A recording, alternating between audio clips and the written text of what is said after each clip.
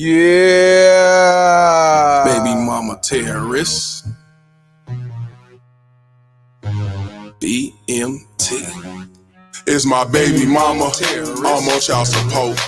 Can't see my kids, so I stay in coke. It's my baby mama. She be riding Lexus, finding sugar daddies and doing setups. It's my baby mama. I'm on child support. Can't see my kids, so I stay in coke. It's my baby mama. She be riding Lexus, finding sugar daddies and doing setups. It's my baby mama. I'm on child support. Can't see my kids, so I stay in coke. It's my baby mama. She be riding Lexus, finding sugar daddies and doing setups. It's my baby mama. I'm on child support. Can't see my kids, so I stay in coke. It's my baby mama. She be riding Lexus, finding sugar daddies and doing setups. Riding around, try to play the role, Miss Innocent with an evil soul. In public, wearing fake halos, behind closed doors, she rock them horns. I moved on, she wanna teach me a lesson. Can't see my kids, man, I'm stressing. Couldn't see my son to give me his present. She got married to teach me a lesson. Telling people she did nothing wrong, knowing that well since I moved on. Thought that money would keep me home. Hell no, bitch, I'm gone. I don't know what you lost your mind. Try to say my name, but I know your kind. Saying I'm a deadbeat, bitch, you lying. Fighting in court, man, I'm trying to be a father to my kids. She focus on the wrong shit, worried about another being instead of us co-parenting. Put my kids in grown folks' business, telling them lies, bitch, you wicked. Split personality, oh yeah, you twisted. Never thought I'd go through this. It's my baby mama. I'm on child support. Can't see my kids, so I stay in cold. It's my baby mama, she be riding Lexus, finding sugar daddies and doing setups. It's my baby mama, I'm on child support. Can't see my kids, so I stay in cold. It's my baby mama, she be riding Lexus, finding sugar daddies and doing setups. It's my baby mama, I'm on child support. Can't see my kids, so I stay in cold. It's my baby mama, she be riding Lexus, finding sugar daddies and doing setups. It's my baby mama, I'm on child support. Can't see my kids, so I stay in cold. It's my baby mama, she be riding Lexus, finding sugar daddies and doing setups.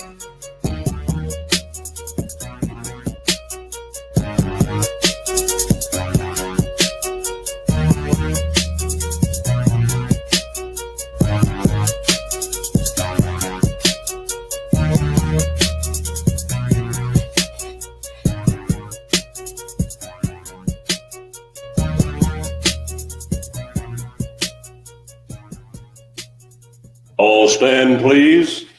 Oh, yes, oh, yes, oh, yes. This honorable court now stands adjourned, sine die. God save the state and this honorable court. Yeah. Y'all already know what it is. You may be seated up in this motherfucker. Shout out to the Baby Mama Terry's Bounty Hunters. I'm your host, Mr. Palmer, a.k.a. Boss Daddy up in this bitch. And what we're going to do today is have a good intellectual conversation with our boy, Dr. Thunder.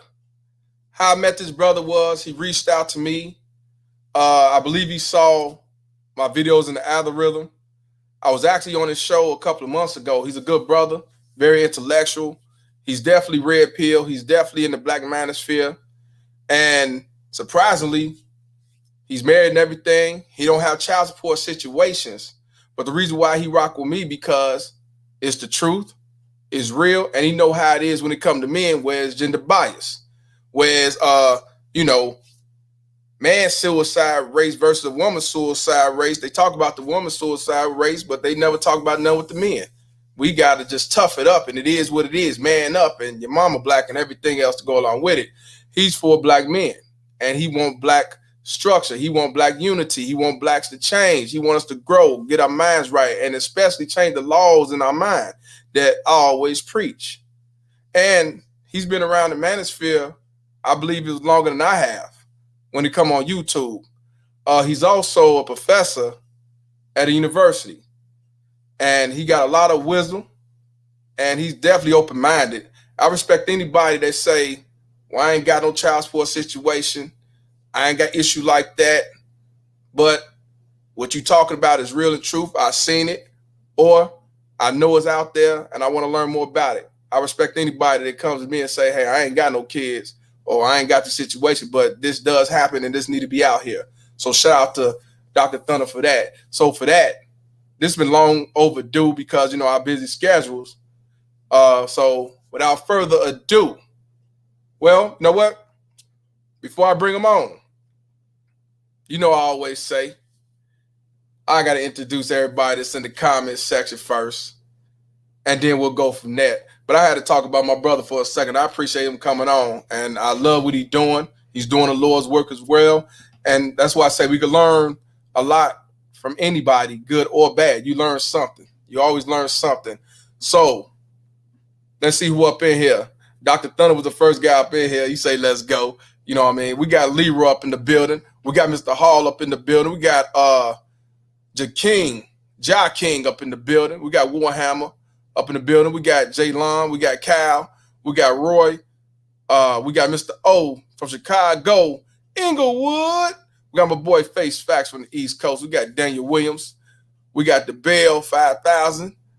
Also, Daniel Williams gave out a $5 donation.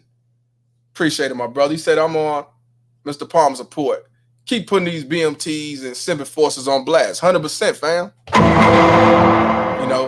And believe it or not, I wasn't even on the couch today.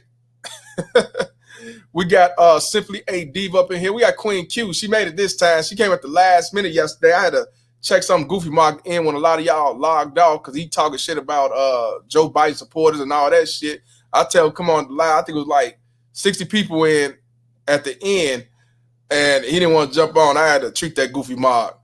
Shout out to Chris King up in the building. We got the Drizzle Gaming up in here. We got Max Live TV up in the building. Salute. And everybody else up in the chat. Let's definitely get them likes up. Got Julius Mays from Wisconsin up in the building as well. He just came in. Let's definitely get them likes up. Let's definitely have a good dialogue, and let's definitely get some knowledge and some awareness out here. We got Miss Parker up in the building. Shout out to Miss Parker for coming up in here. Miss Parker, I hope you from Friday. Shout out to you. But without further ado, I got to bring in my man, my partner, my ace, my boy, Dr. Thunder up in this piece, man. What's going on, my brother? What's happening, man? How you doing? Hey, man, I'm good, man. You know me, high value deadbeat and everything. How's everything going with you? We're all right over here, man. Yes, sir. Yes, sir. Yes, sir. Man, how you feeling? I'm feeling good. You know, I want to say first, thanks for having me on. I appreciate your content. And, we were kind of chatting it up a little bit before we started. And, folks like yourself and Dr. T. Hassan Johnson, and there's several others that are spreading the word, sharing the message. There's a lot of discrepancies, disparities in how the court system treats, men versus the way that it treats women, the way that it treats Black men in particular, and women. And, it's important for us to know that this stuff exists prior to sort of becoming aware of, sort of red pill kind of truth, red pill understanding. It was kind of like a common thing to be gaslighted when you mention anything that seemed to disproportionately affect men, and it's like you're, what are you complaining about it? Which you can't take it. You're not tough enough to take it, all of that kind of stuff, and or just people just acting like the stuff that you're saying is just not true. Right. Oh, that doesn't exist. Where'd you get that information from? Oh, statistics can be manipulated. All of that kind of stuff, just as a constant, just a constant issue. So anyhow, I appreciate what you're doing in spreading the word, and I've been looking forward to our collaboration. Of course, we did a collaboration on my channel. Good show too. That was a good show, man. A bit ago, and that was it was a lot of fun. Who hurt you? Yeah, I had your sound. Yeah.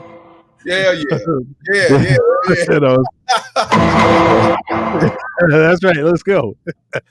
Yeah, man. Let me ask you a question. Now, like I said in the introduction, when I said you don't have this situation going on with child support, do you have kids? I do. Okay. Now, like you say, you don't have no issues. You ain't got no situation. You married. What made you still follow my platform? Because a lot of cats, you got not a lot. You got some that say, "Well, ain't gonna do with me. That's on y'all. Going about their business." And what made you, stick around? Because you come on here often. You support.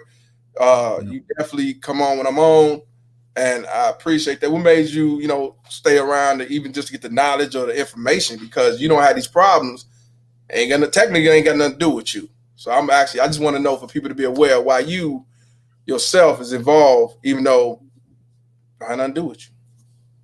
Yeah, I have a lot of friends, and divorce affects us all. First of all, I'm in my second marriage. Oh, is you? Yeah, and so I'm familiar with aspects of that, and it didn't go badly for me, and we didn't have kids, and so that made it, I think, a lot easier to deal with. But I've got a lot of friends that they didn't get it that easy, and they're paying crazy child support, and it just doesn't seem to be fair. Why is it that the default isn't 50-50 custody? Why isn't that the default? Some 85% in a custody case, 85% goes to women, and that's just like out the gate as a default. We're going to give the kid to the woman, unless the man can show that maybe she's been abusing drugs, that she's doing some, illicit behavior or something like that. But even that, you have to prove that stuff is going on. It's not just word of mouth. Now, they can say stuff about you, and they'll take their word for it. Right. The woman can say something about you, but as far as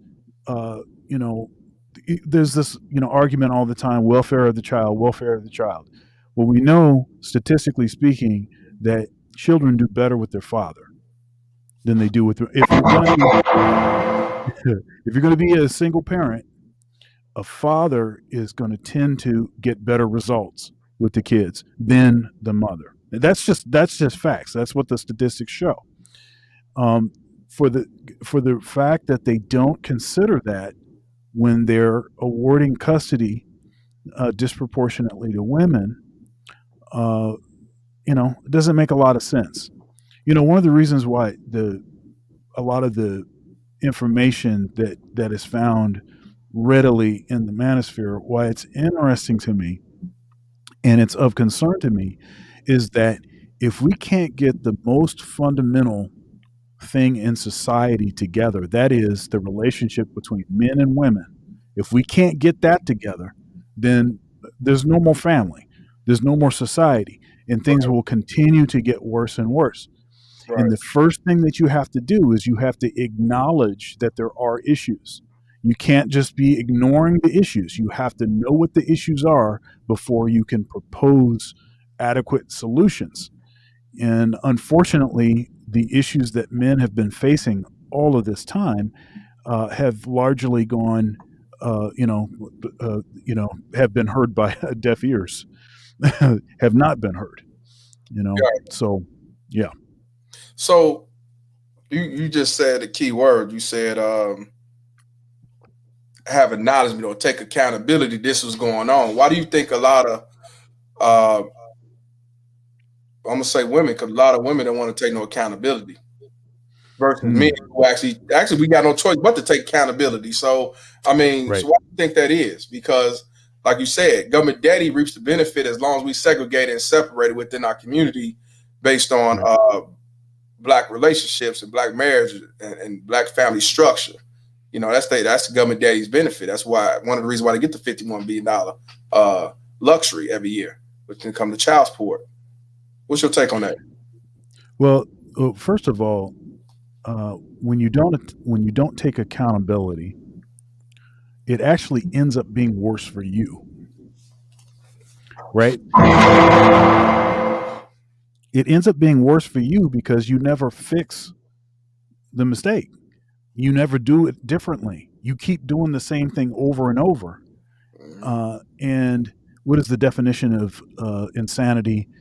To do the same thing over and over, but to expect different results. Right. You're not going to get anything different if you keep doing the same thing. Right. But I think that there is an incentive for women to look to the state to take care of them, whereas men are not going to have that same luxury. I have frequently said, show me the line that black men can stand in and be served. There is no line. Right. That line is called homelessness. Okay, the state is not set up to really address the issues of men, but rather has been established and set up in a way to serve women. And the only way that it's going to do that, it incentivizes splitting the home up, breaking the home up, women having kids out of wedlock. All of that behavior is incentivized by the state because the woman is going to continue to get paid every time she has another kid. Right. Facts. 100%. So why take accountability? Right. Why take accountability if the state's going to take care of you? Right. Right. Now it's a real low existence. It's a real low existence. And you're not going to get very far by doing that because, like I said before, if you don't take accountability, then you're the one that's going to end up paying in the long run. However, in the short run, you can get a payday. You can't make this. You can't make this up, man. Nope. You cannot make this up. Another thing I want to ask you. I know you said that you, when I was on your platform, you said that you're a professor at a university. Yes. What university is that? Well, actually, I work at Ohio State University. I'm the director of jazz studies there. Okay. How long? Let's see here. I've been at Ohio State since 2004. Okay. 2004. Yeah, since 2004. I've been the director of the program since 15, 16, something like that.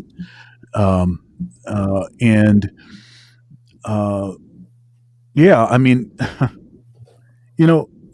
I have seen a rise of red pill amongst academics, in particular amongst Black men.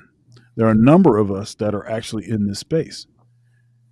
Dr. Ronald Neal is one. Dr. T. Hassan Johnson is another. There's a number of us. Dr. Doug Pierce, who is a frequent contributor with me on my weekly live stream called Thunder's Thoughts. But there's a number of us that are in the space. And look, people might try to treat the space like it's some sort of monolithic space. It's not a monolithic space. There's a lot of different kinds of information that's being disseminated in this space. I have a series of videos called Leveling Up with Dr. Thunder, and I talk about setting goals and organization, discipline, networking, and more. And the idea, one of the ideas I think that's very present in the space is this idea of improving oneself. There is this, women have had sort of self-help kind of material for a long, long time. An interesting thing is that a lot of the stuff that you find in the manosphere tends to be sort of self-help kind of information, stuff like investing, cryptocurrency, stuff like, how to improve yourself so that you can get better outcomes with the opposite sex. Right. There's all of this stuff that's in the space. And then, like I said, stuff like, organization and discipline, networking. I've got a regular show with Ike Ogiamian, aka Super Chat Jesus, on his channel on Tuesdays. I guess it's Tuesdays at 9:30 Eastern Standard Time, 6:30 Pacific time, and it's called Getting Ish Done. And we talk. It's a productivity kind of thing. Right now, we're talking about. Let's see. The last topic was leverage, in applying leverage on your job. Figuring out how to sort of work the system so that you can get the best results out of the system. Kind of learning the nooks and crannies, and then we just started a series called "The Value of Hard Work." So there's a lot of different kind of content. It's not just about pump and dump. It's not just about trying to find the easiest method to sleep with as many women as possible. That's an aspect of what's in the space. But what I have found is that more often than not, the information in the space is stuff like your content, which is actually providing information for folks, so people are aware of the kind of regular stuff that's happening in our society. And how it is disproportionately negatively affecting men in general, Black men in particular. Right. And you know what? when I got into the Black manosphere, like I told people, I was brought in the manosphere. I didn't know nothing about a Black manosphere. When I got in here, they brought me in, and that was great. And like you said, a lot of people have different aspects of what you're looking for as a man, especially as a Black man. And that's when, like I tell people, I'm saying I'm in my own lane, fam. It ain't, what I want to bring out is awareness. What I would bring out is knowledge, so you know that government daddy and society been misleading you all these years with these assumptions and these stereotypes of what they say we are. Deadbeat dads. We have kids all over out of wedlock. We have a bunch of interracial marriages and all these different things that they said, and even the term definition of deadbeat, and so on. Right. So I agree with you when you say that the Black manosphere have a lot to offer. Yeah, it's not just about pumping and dumping. It's also about having a mindset to build, grow, make money, build a brotherhood. You know what I'm saying? Be aware about child support, how it really is when it comes to this system. It's not about the best of the kids. So I understand to the T, and I do know about Dr. Johnson. I do know about Ron Mills. I do know about him, and I watch them often.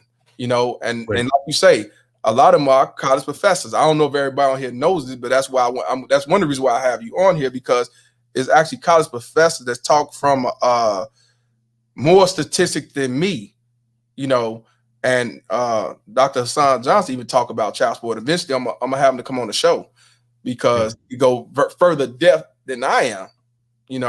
I have. So yeah, it's a lot to offer. But when you hear Black manosphere, oh, it's just a man hating women and all that stuff. I hear it on other people's platform, but I don't entertain that, because they just not gonna go against the code. And they go off one person video or one person who got a notoriety and assume that's everybody else. No, you got some wise men here. You got men that's self-employed. You got men that's working 2 and 3 jobs, grinding, got a goal, got a mission. They invest in.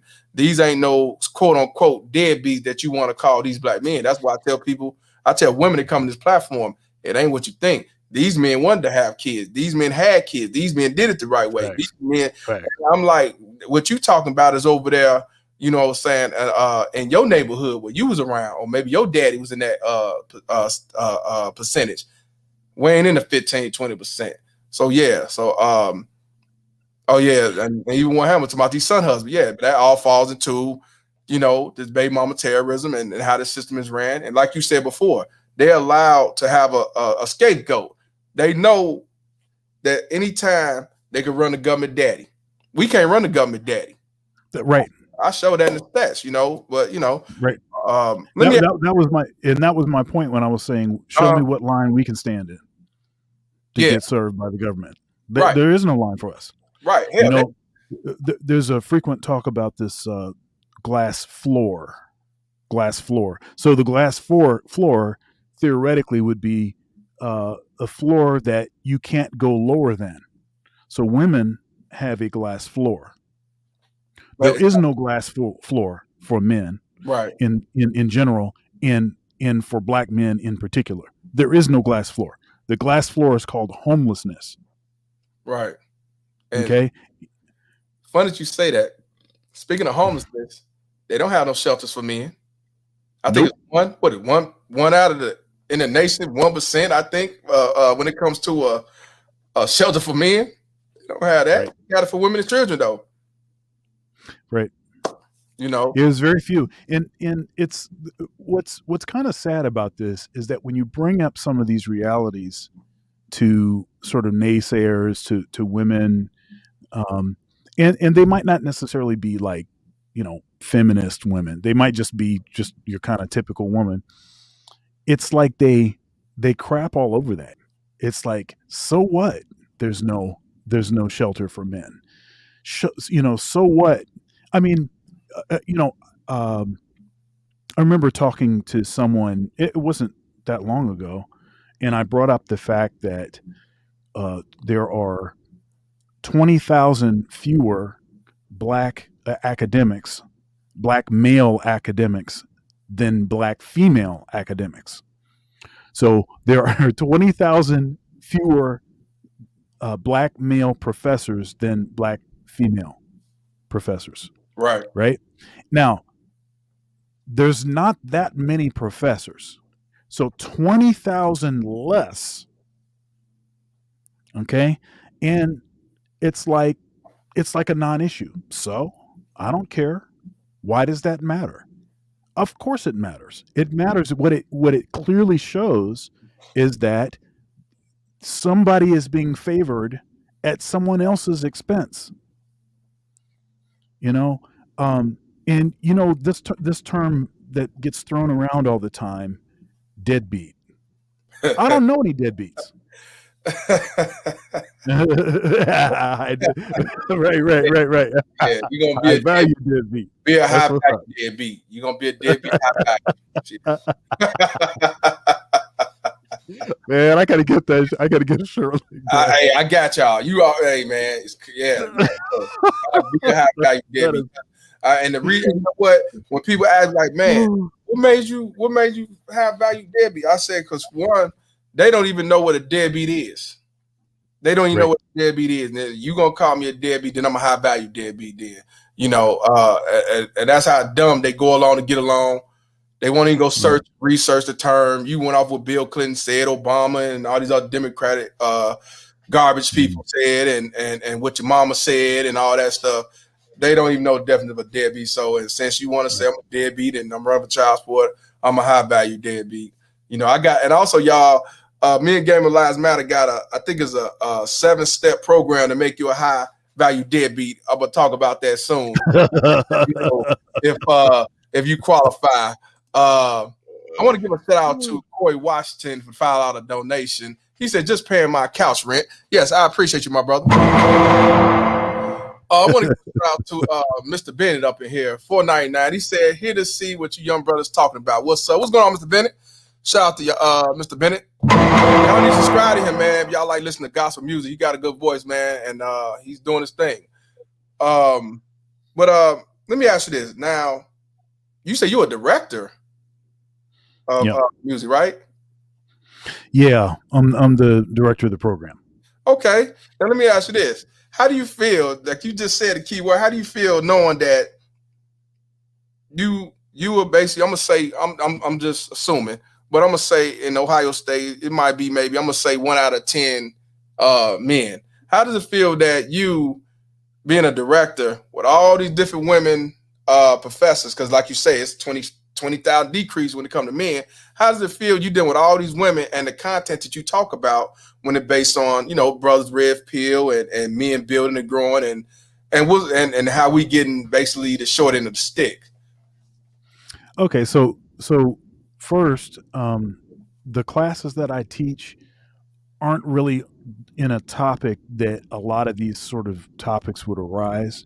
Mm-hmm. So I teach like improvisation, and I teach, you know, I direct the top jazz ensemble, the big band, and I teach. I'm the professor of jazz saxophone, so you know I teach saxophone lessons in a mentoring sort of capacity when students have asked me specific questions, and of course I have been, you know, very specific and targeted in my recruitment, especially of black students in general, black male students in particular.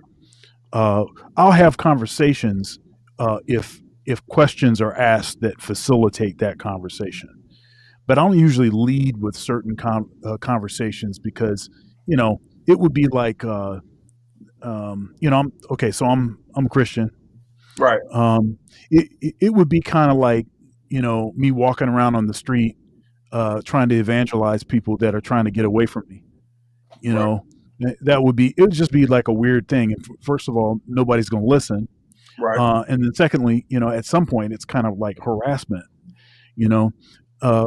So, you know, I'll talk on whatever topic people want to talk on. And and the other thing is, you know, I have a lot of internet content. You know, I've got my Conversations with Dr. Thunder series, which you were on, and I just did the 156th episode. 156th episode of that. And the person I interviewed was the president of Ohio State University. Did you know that?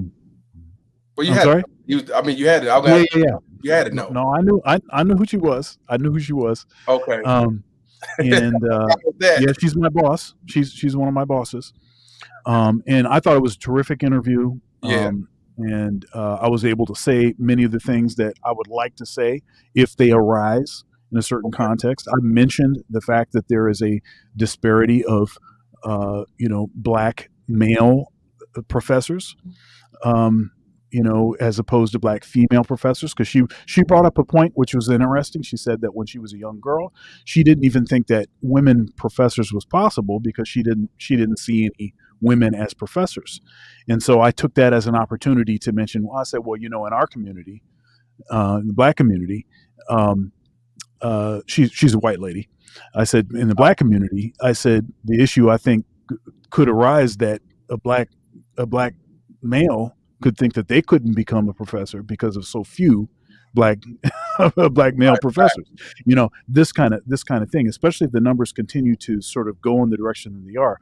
Something that people don't realize about the education system, and this starts, K through 12. This starts like right out the gate.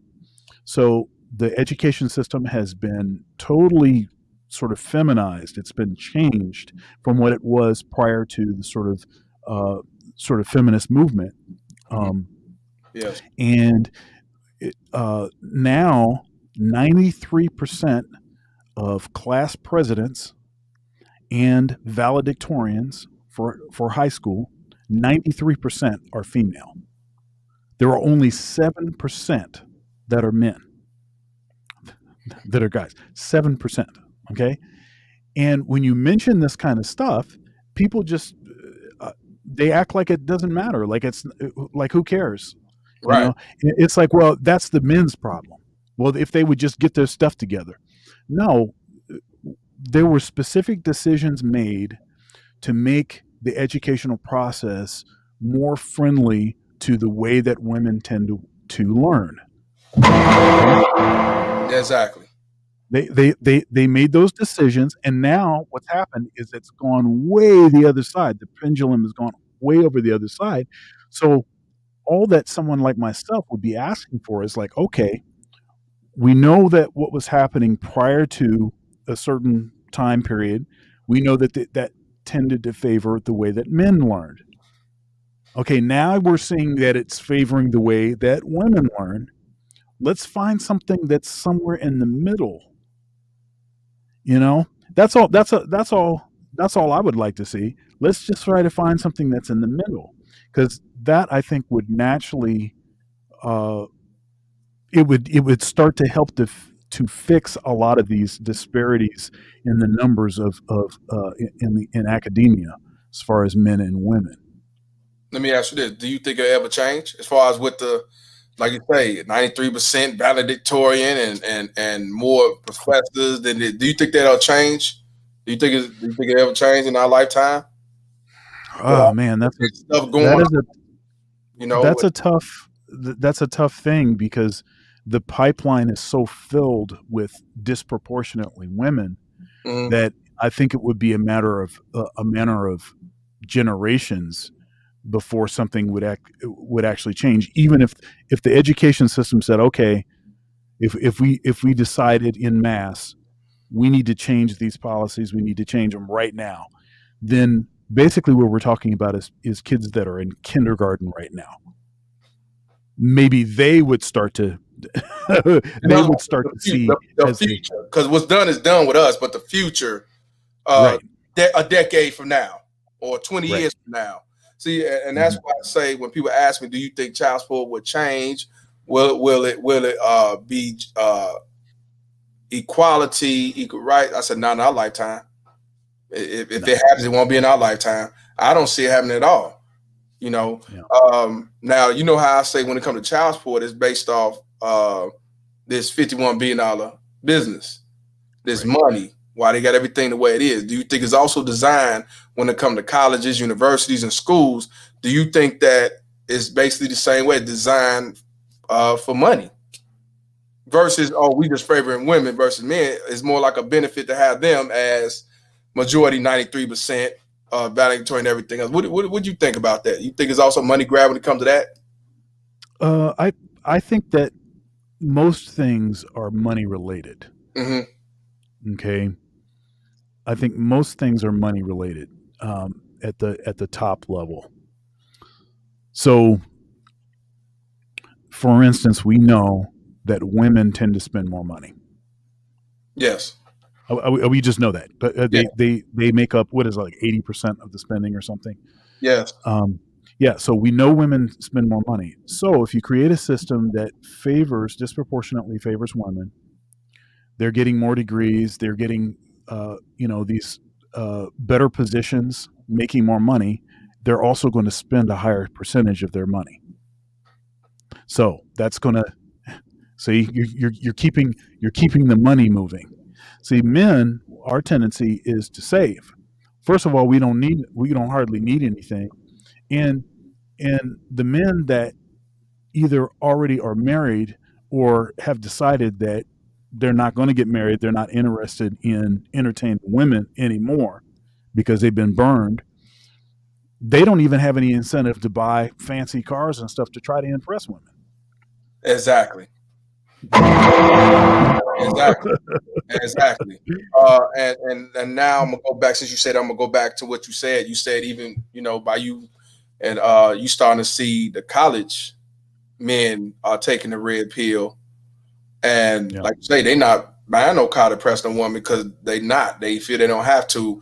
That goes with what you just said. What's your take to see all these young men, particularly black men, that are considered red pill, and you got some that want to live a crazy lifestyle. You got some to say, I'm not getting married. You got some to say, hey man, I'll get a surrogate. You got some to say, I'm not having no kids at all.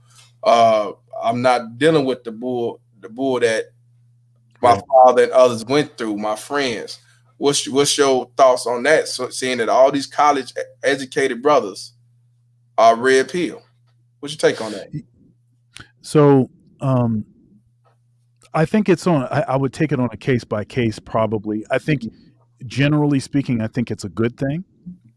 I think it's a good thing to sort of understand the way that things are situated. Sort of your kind of your best your enlightened self-interest, to know what's around the corner, to know what the risks are, all of that kind of stuff. I think that generally is a positive thing. I also believe in marriage. I'm married. I'm Christian. I believe that marriage, traditional marriage, I believe, is the cornerstone of society.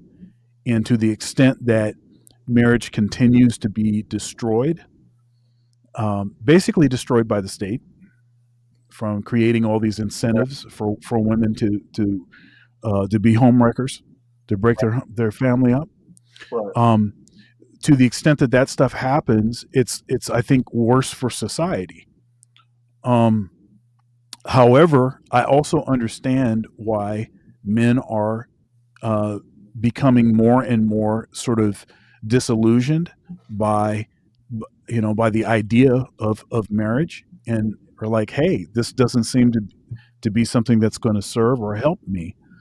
I mean, such a high percentage of marriages in divorce, and I'm sorry to say this, but the black church hasn't really done anything to contribute to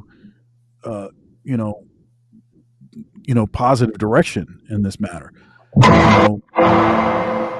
Yeah. Much of the cases that the black church, I think, has been involved in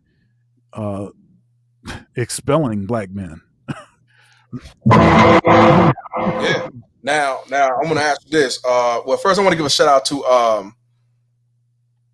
Ian Williams, $10 cash app. Appreciate you, my brother. Yeah, y'all definitely should want to donate to this. This is, we talking on intellectual, and still talking about men versus women, especially when it comes to black men. You know how I get down when I talk to these baby mama tales. You know how I get down, but I can also get down intellectual as well. I'm on the couch.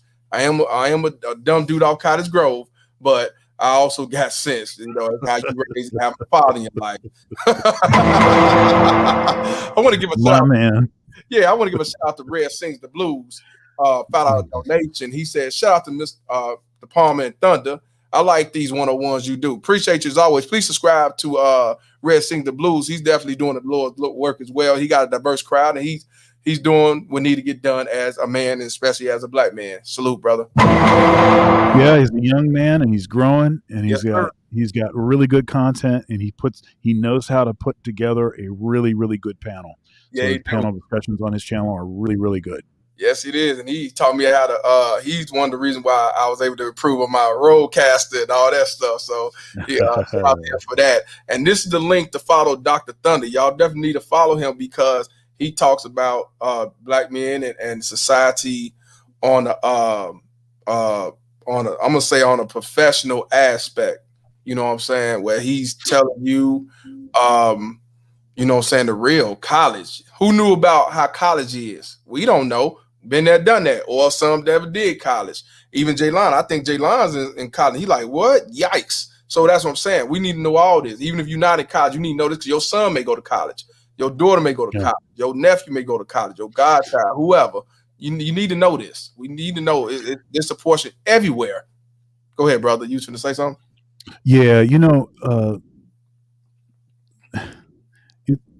so I think the women that hear this information, it's like I think the sort of gut sort of instinct is to sort of battle against it because it seems to make, you know, they want to protect the club.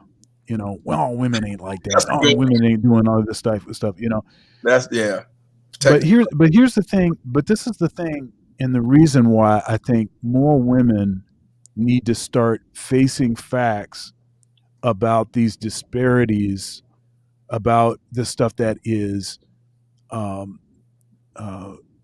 is hurting black men. Their sons are going to inherit this same stuff. So you need to start caring about this stuff if you care about your son.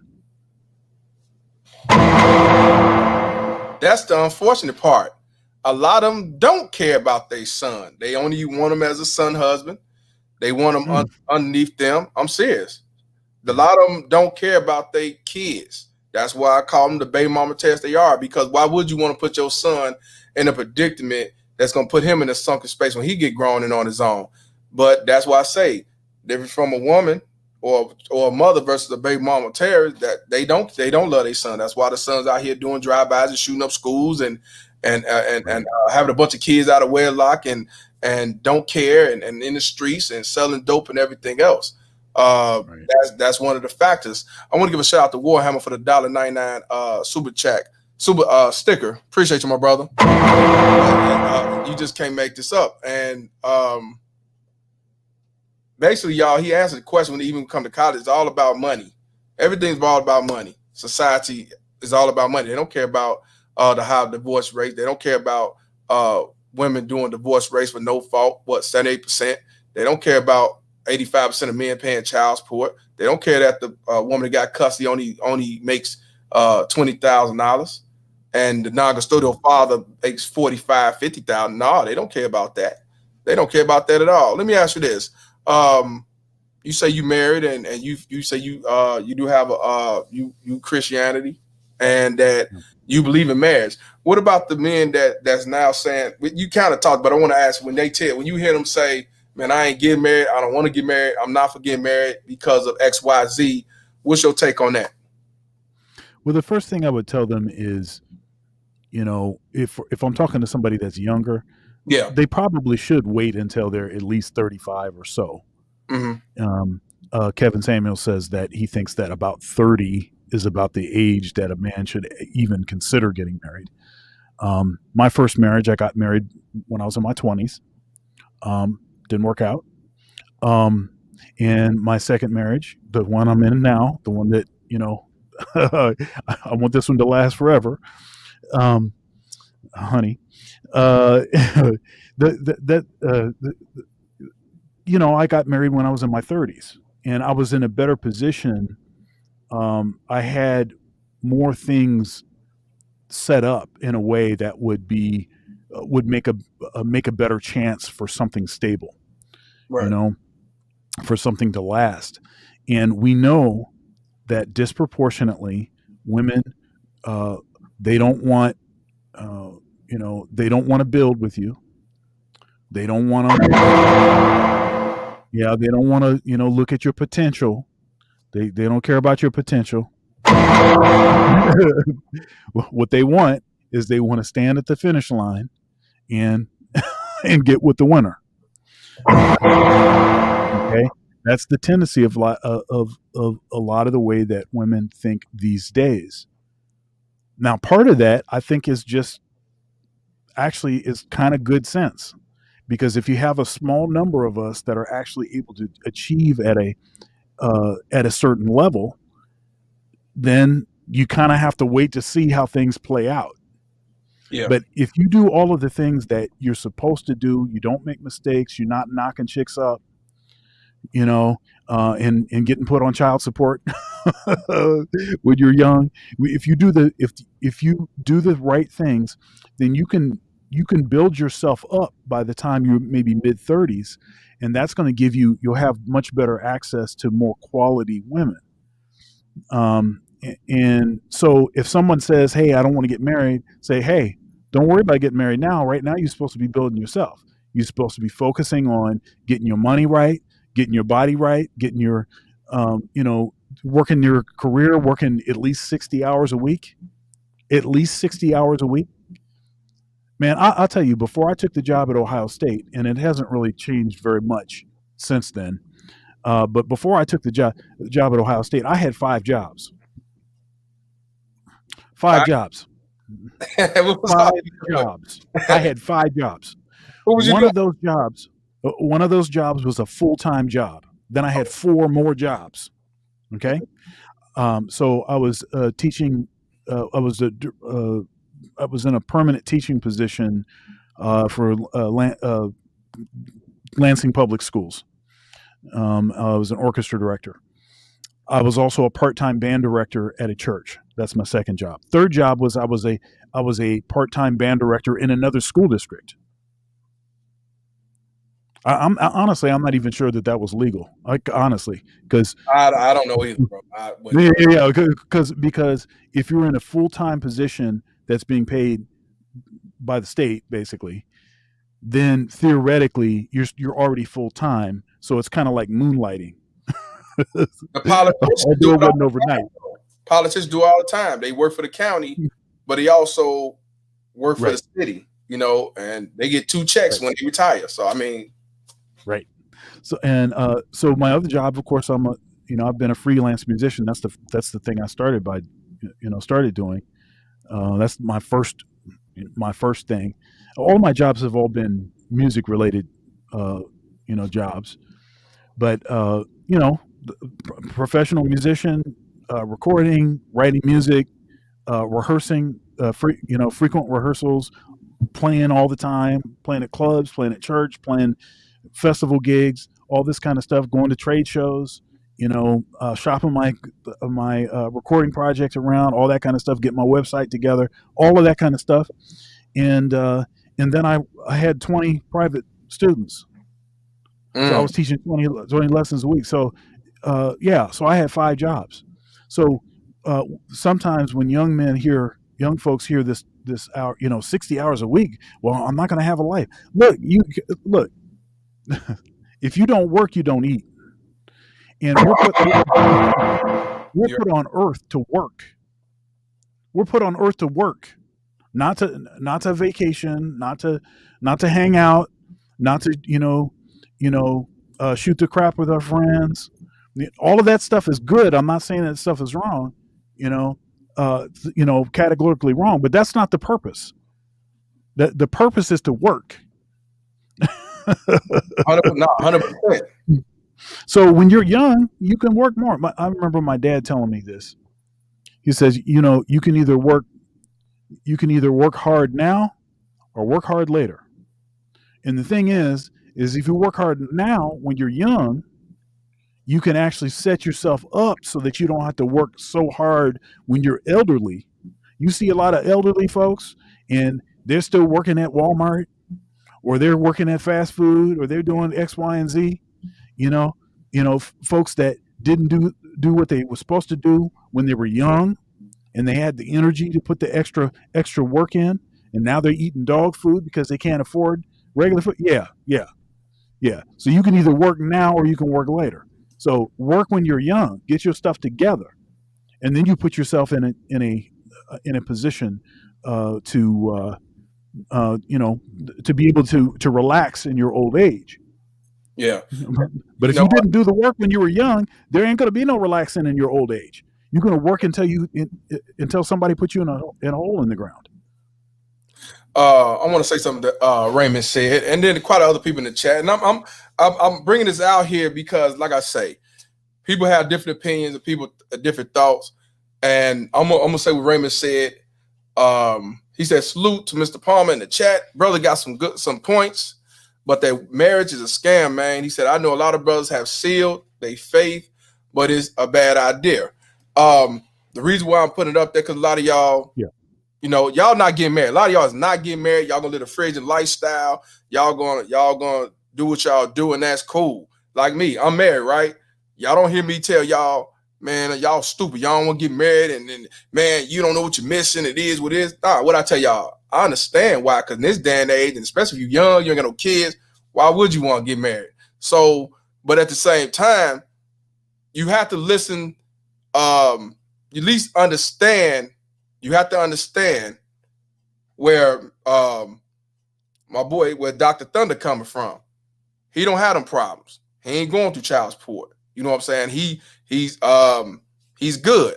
So he's just letting you know his belief is his thoughts. Just like if I have, one of y'all come up here and y'all say it all the time, man, I ain't getting married, I ain't going, and I respect that. I'm not gonna call you stupid for not getting married. So it's a choice, and that's preference. You have that right to the fullest. So, but as men, we gonna talk about, I'm sure, like you say, y'all like Kevin Samuels, and he still talk about getting married. He even says get married at 35. Even he say that is a chance for men and women to come together if you get the right woman and the right man. So yeah, the stuff you don't, we men, you ain't gonna agree with everything. You gonna disagree with some things because I don't agree with a lot of stuff that I hear, but we all still got the same goal, which is for men to strive, be on top, right, and don't fall short, and watch out because this baby mama terrorism and the divorce rate and all that is real. Because you know what I say, if you're gonna get married, if you're 35, 40 years old, you make sure you have them contracts, make sure you have it on camera, make sure you have them 2 lawyers there.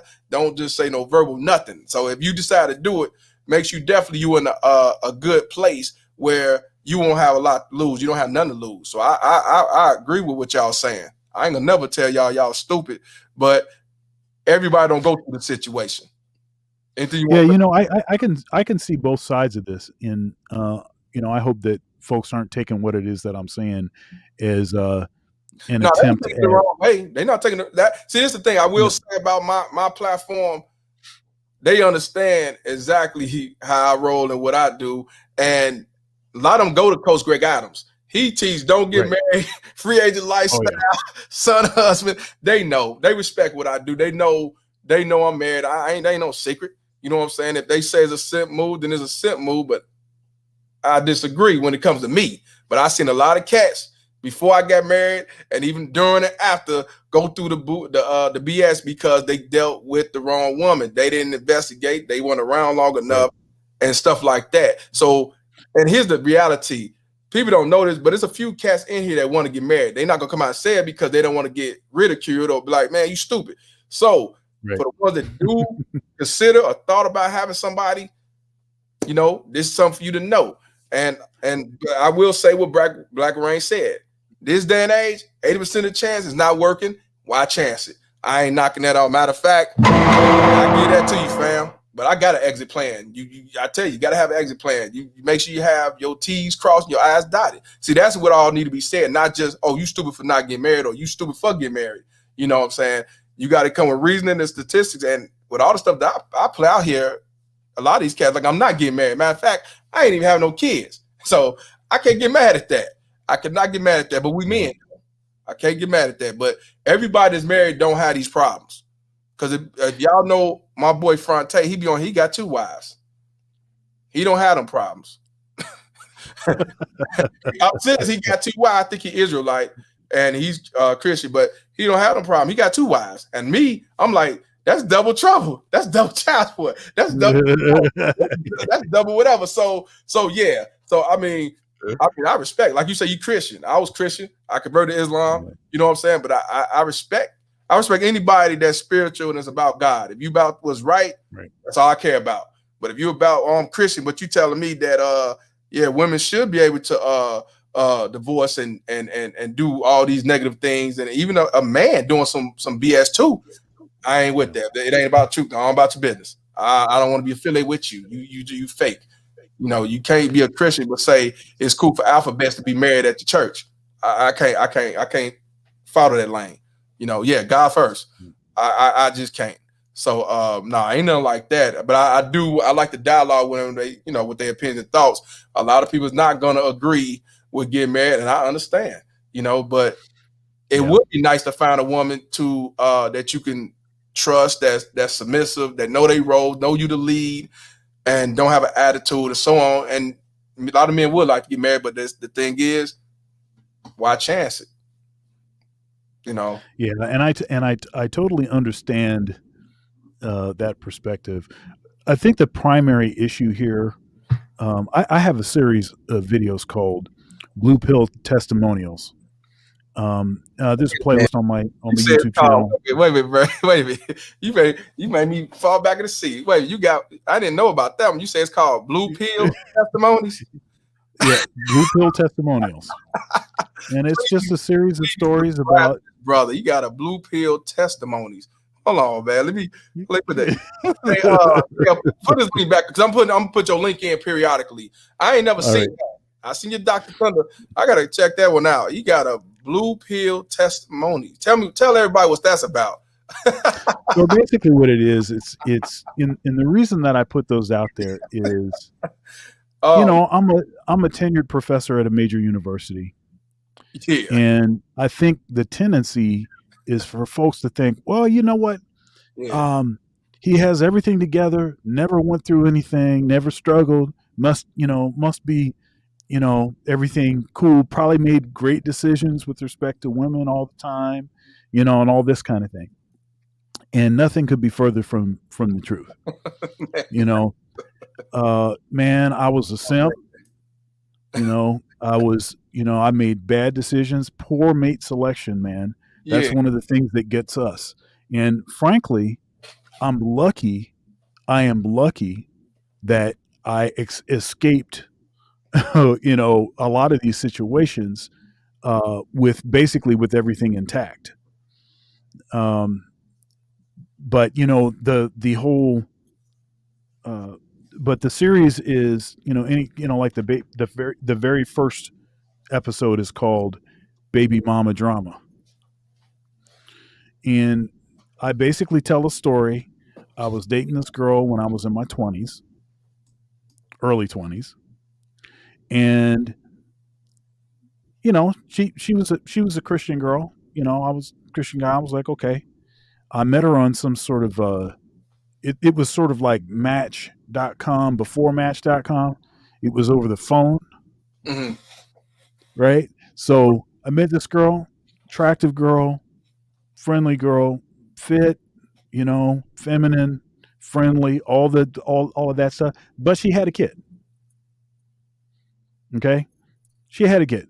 And I was like, well, am I gonna say that disqualifies her? You know? I was like, well, let's see what happens. But you know, we were cool. And so basically what happens is you know, she still had a relationship with the baby daddy. You know, she wasn't married when she had the kid. And basically what happened was, while we were dating, she got knocked up by the dude.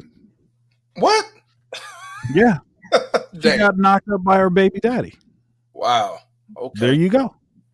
And all the while, she was telling me, because we weren't doing anything, we were, living holy and just going to church together and stuff. Wait till you get married, right? Right. So I was like, okay, well, that's cool.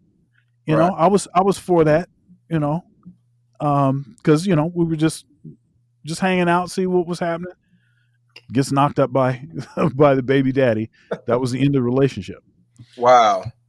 So, but there's been a number of things like that have happened to me. A lot of us did simp stuff. Coach Greg, I have a lot of us in here in the chat can say we did some simp stuff. Come on now, not necessarily everybody, but the majority have. That's why a lot of us became red pill and fridge and lifestyle and going in a different lane, man, because we went through it or we saw somebody go through it. So, I mean, your story ain't no different from somebody else, man. Yeah, and then I had the last 2 episodes in that collection of videos. One's called No More Dirty Mackin'. Mm-hmm. And then the other one is what was that?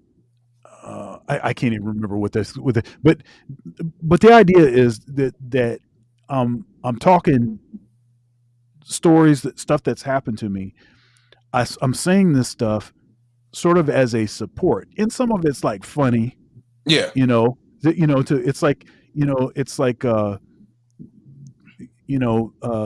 good to know that other people have had certain kind of struggles. It makes you feel less isolated. Mm-hmm. It makes you feel like, you're not, here's somebody that actually understands, someone that's actually not gaslighting me. And I thought that was a good enough reason, a positive enough reason for me to share that stuff, because I wanted to be a help to other men that have gone through similar stuff. And frankly, I think more of us need to share stories, albeit unflattering and everything else, just so folks know that, hey, it gets better. It can get better. I know it sucks, but look, you're going to get out of this. You'll figure it out. Time heals all wounds. 100% fact. And that's why even when I come with my platform about these baby mama tears, child support, civil enforcement, we have to tell our stories, because when you don't tell your stories, others don't know. A lot of people don't know. Like the college, I didn't know that. I knew more college students are red pill, but when you said about the statistics and the disproportion of women and men and valedictorian, I didn't know all that. Never thought about it, never wondered, but I'm not surprised at all. So yeah, that's why I say we as men have to tell our story, take that pride out our mindset. Because people, I don't want to make it worse. I had to be. I'm too embarrassed and ashamed. Like they want to tell that the woman is beating on them. Men are more abused than women. People need to realize that. Even the stats show that, but they don't talk about that, because the average guy is not going to call the police and put her in jail. He just take his cut and his stab wounds and go on about his business and still stay with this clown. See, we have to change that mindset. I want to give a shout out to XL Pro for the $5 cash. He says, salute to the show. Appreciate you, brother. Also, to let y'all know, y'all been asking about this. The hats, F Child Support hat is on deck. They for sale. It's $40. Whenever y'all ready, hit me up in the Cash App. And I'll send it right to you. It's out. Y'all been asking about it. It's out there now. It's not online. It's right here. Cash App $40. I got it. Just like mine. F Child Support. I got it now. That's why I kept looking at my phone. It's officially done. So it's there on deck. How about you? Deadbeat shirts be coming out soon as well. But appreciate y'all tuning in. Appreciate y'all dialoguing with us. Let me ask you a question, Doc. You say you was married in your 20s. What made you get married so young? Because in my 20s, I'm not thinking about no marriage. I'm trying to live a fragile lifestyle before I even knew what a fragile lifestyle was. Well, my parents are still married. They're celebrating 52 years. Oh, that's what's 52 up. 52 years, bro. My parents was married before my pops died. They was married for 42 years. Yeah, man. It's just, see, I learned that. I seen it. My uncles, a lot of them was married for over. Some of them been married over 6 years and they still living. it was 42 years. Then my dad died, and my mom died years later. But if they would have still been married, and I looked at some of the stuff they would do, I'm like, why don't y'all get divorced? But they stayed married. Well, I mean, it used to be that there were certain societal pressures that made it very difficult to get divorced and be able to cobble things back together. And the combination of that, and I just think that people had a better idea of what commitment means. I think in general, men understand what commitment is, and that if you commit to something, if you say you're going to do it, then you're going to follow through, and it doesn't matter how bad it gets, but you're just going to stick around. And that's why, 90% of the time men are surprised when they're totally unaware when their spouse files for divorce. They're surprised by it. It's because they're not even considering that as an option. Right. Yeah, of course they're unhappy. We focus a lot on women's happiness. It's like, of course, there's the saying, happy wife, happy life. The problem with that statement is it doesn't equally address issues that men face. So are you actually telling me that you think that if a guy runs around and just makes sure that his wife is happy all the time, that is going to be the guarantee that everything's going to work out? No, that is not true. That's definitely not true. And what about the man's happiness? So his happiness is supposed to be tied up in his ability to make this other person happy. That doesn't seem to be a formula for success. It seems to me that both folks should be prioritizing the other. But it doesn't seem like that's what people tend to do these days. But the reason I got married when I was in my 20s is because I saw my parents, and they got married when my dad was 19 and she was 18. And so actually I was getting a late start, based on the way I was thinking about it. And I had thought that I found somebody that, was going to work out with. Of course, there was all kinds of signs that I shouldn't have married the woman. There was all kinds of stuff. I mean, it was clear as day. It was clear as day that this was not the person that I should marry, but I did it anyway. And a lot of guys, when they're young, they make these stupid decisions. I'm telling you, man, what hurts us the most is poor mate selection. I'm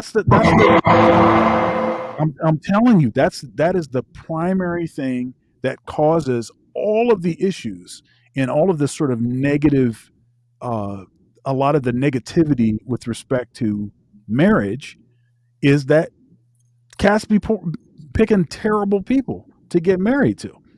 And we need to start looking, we need to start being able to evaluate women based on criteria that actually would make them a good spouse. Not how big her butt is. That is not going to that ain't going to do nothing for you. Let me ask you this. Okay, now you said that well, first let me give a shout out to Snuggles for $5 donation. I ain't seen you on here in a while. Snuggles, where you been? She says, I do appreciate y'all for not inviting me. It's very refreshing to see people that care. What you mean invite you? If you subscribe, you should get a notification. If not, then I need your info and I can try to personally send it to you, because I want everybody to know when I'm on. Shout out to Snuggle for the donation. So let me ask you this. When you say you was getting married, what did your father think about it, and what did your mother think about it?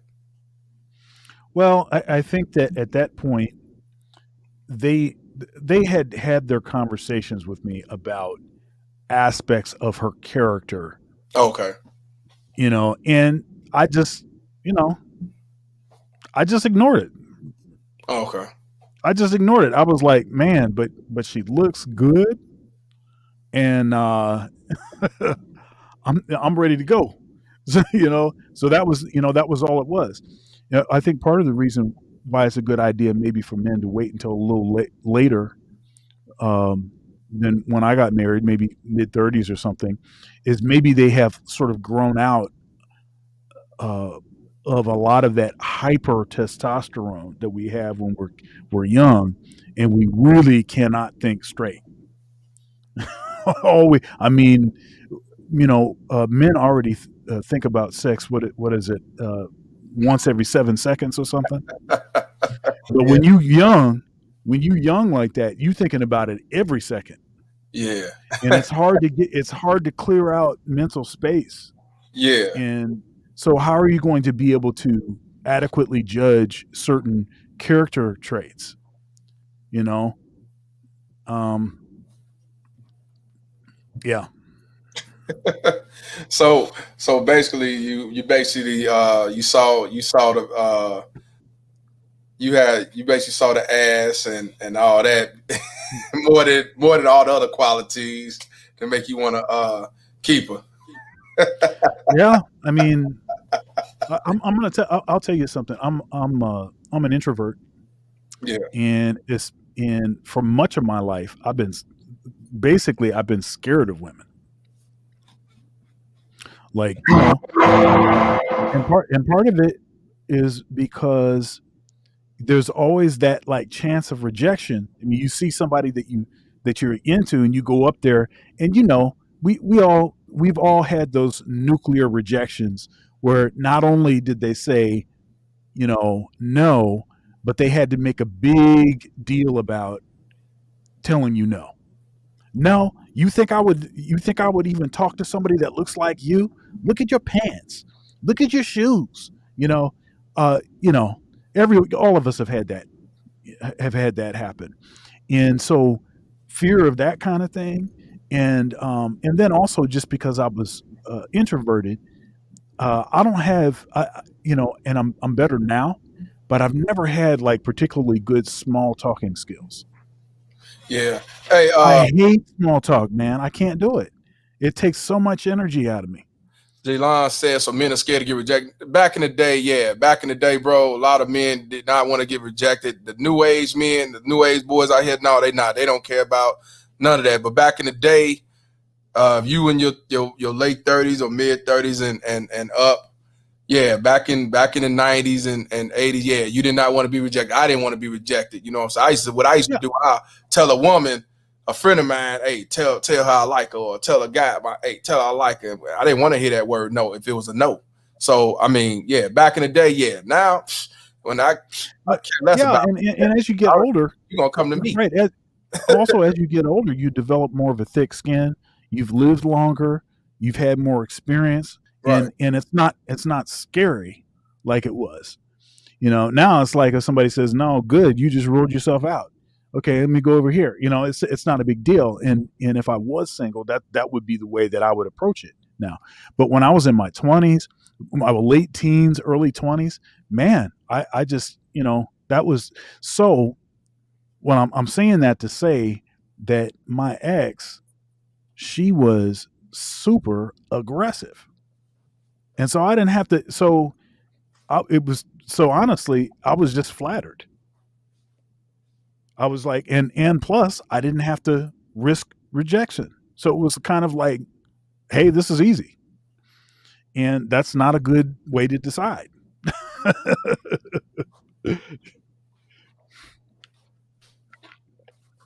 But anyhow, one reason I had these blue pill testimonials is a lot of men, like when you go through a breakup, that's when you're at the highest point of risk of suicide.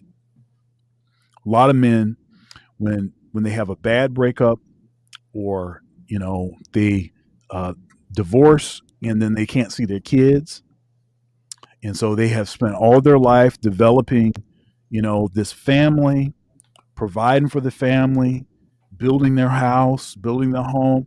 Then they end up living in their car while the woman is still in the house, don't get to see their kids, or at least don't get to see them the way that they were seeing them. It puts them at significant risk.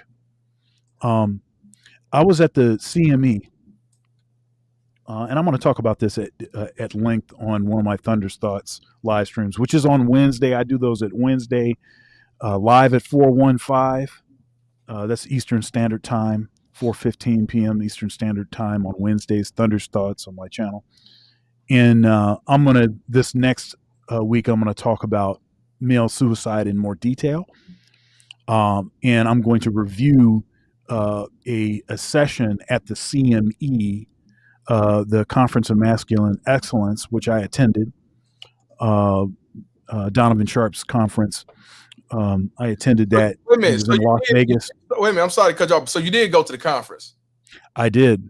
I saw a picture. The reason why I said, because I saw a picture. I said in one of the shows when you commented, I saw a picture where it was Jap, and I think Mr. Bruno, and I saw you in the background, or it was another brother. Yeah. I saw you in the background. I was like, was that you? You didn't respond. I was like, man, I know that. I think that was you. How was that? Before we talk about the male suicide rates, how was the conference? Because I say I'm going to go next year. It was great. Part of it. It was a first-rate conference. I've been to a lot of men's conferences, men's retreats, because of my involvement in church. This was, I have to say, this was the best men's conference I've ever been to. And it was a sort of like a total, it was multifaceted, right? So the presenters talked on all of these different topics, from getting your money right, getting your body right, career development, relationships, all kinds of topics, which were very, the presentations were great. It was an A list of presenters. CGA was there, Myron Gaines, Fresh Prince CEO Jap was there. Oh goodness. Of course, Donovan was there. Terrence Pop, Bulldog Mindset, Coach EO, Hotep Jesus. Man, I'm just going off the top of my head right now. Yeah, but it was killing.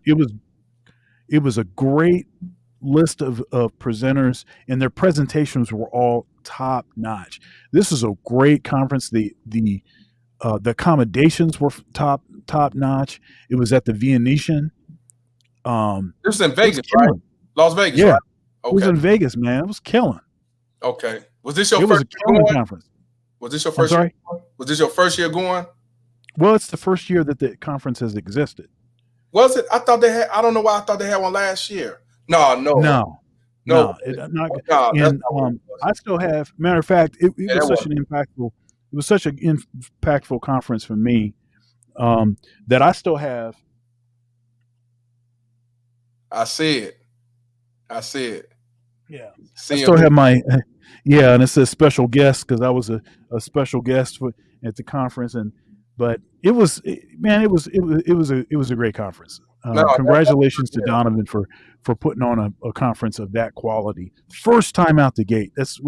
I understand what it takes to put on a good event because I oversee the jazz festival, the annual jazz festival, and the jazz camp, and other matters like that. And I've been involved in church for a lot of years and just getting ready for big services like Christmas services and stuff like that. There's a lot of work that goes in to getting that kind of stuff to go well. And they did a fantastic job. How many days was the conference? It was the 4th through the 6th. So it was 3 days. Okay. So I assume it was Saturday, Sunday, or Friday, Saturday. What was it? I think it was Friday, Saturday, Sunday. Friday, Saturday, Sunday. I'm gonna go next year. I said I was gonna, and then it was COVID going on, and people still attended. It was, it was over with. COVID, it's just now kind of dying down since the vaccine that I'm never gonna take. But yeah, that was great. I saluted him on IG Live. So salute to Donovan Sharp for doing the Lord's work because he's part of the manosphere. And he got a good diverse crowd. And Coach Greg Adams that was out there. I even seen Jap and Bruno and other, I'm going to call them content creator celebrities out here that's doing the Lord's work about men. Yeah. So, yeah, I will be there next year, wherever it's going to be. I will be there.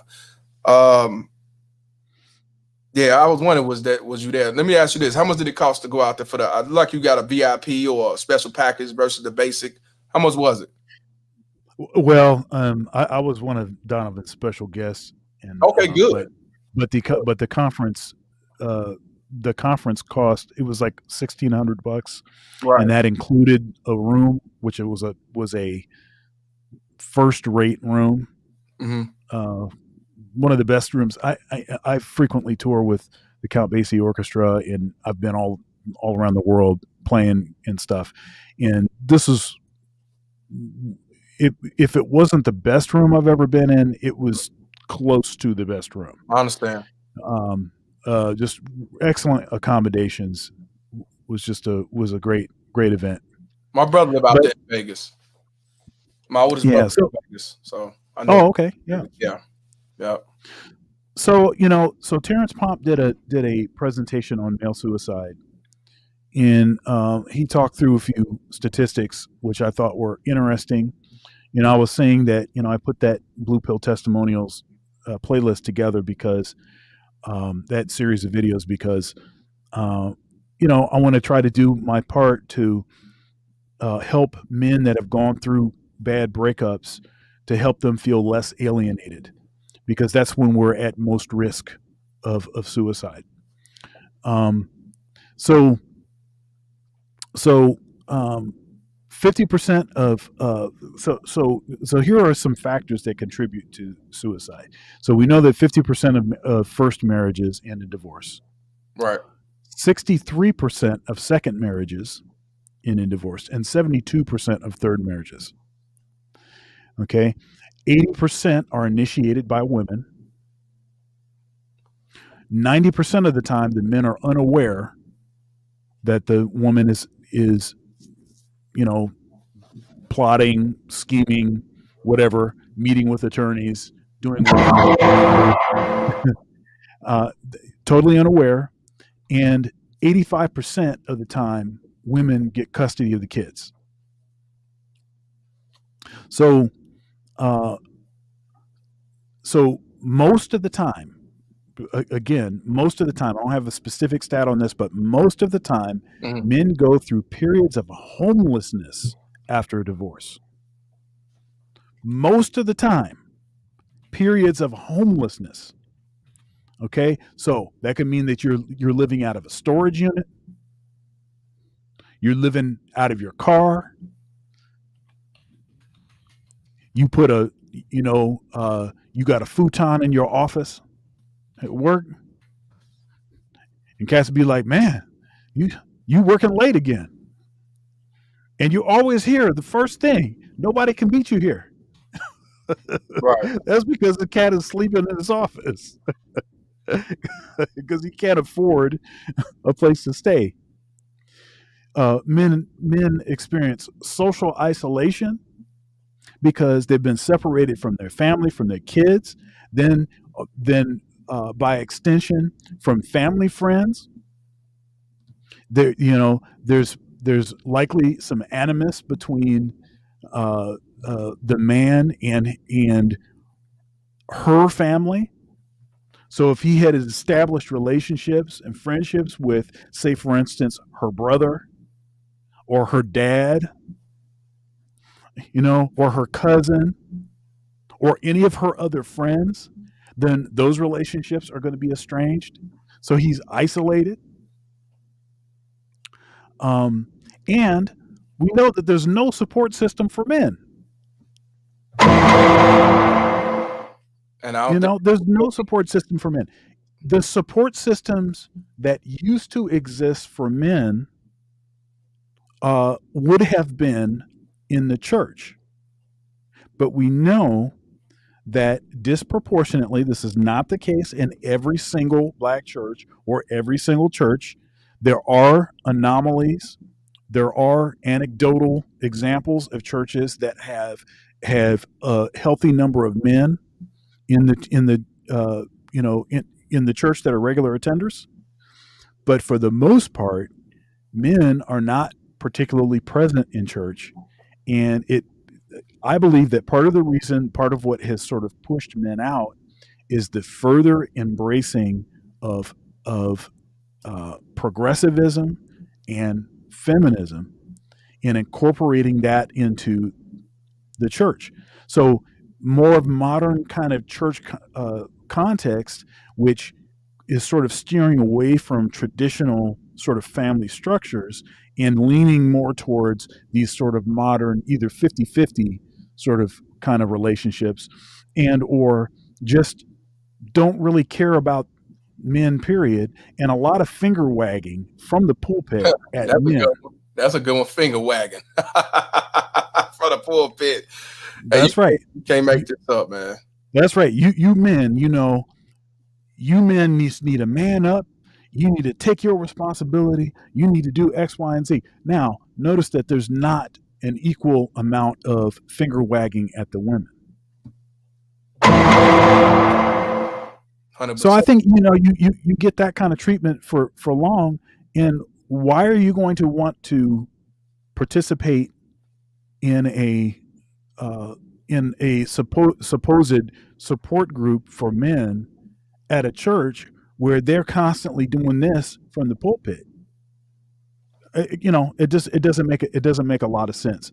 So I think some of the natural places where men, I think, could get served, I think, are antagonistic towards men.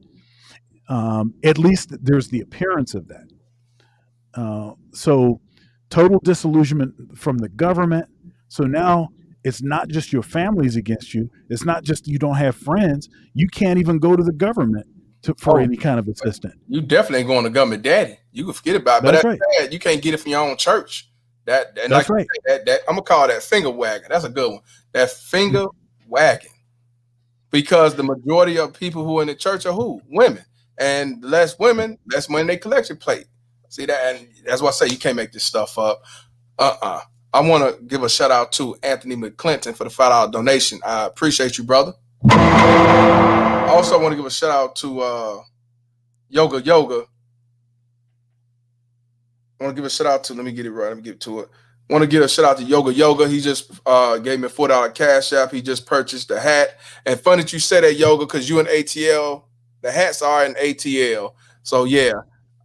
Text me your address and it'll be sent to you ASAP. Go ahead, brother. So I'm going to give you a few stats on suicide.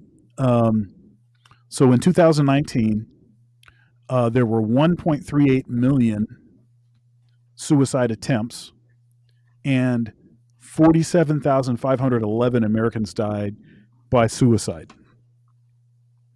And suicide is the 10th leading cause of death in the U.S.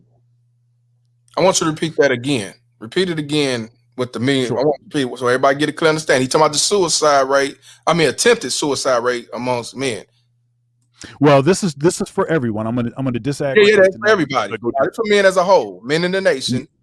So with that, to the race. Okay, so this is everybody. This is men and women. So 1.38 million suicide attempts, 47,511 Americans died by suicide. So of the ones that attempted, then 47,511 died.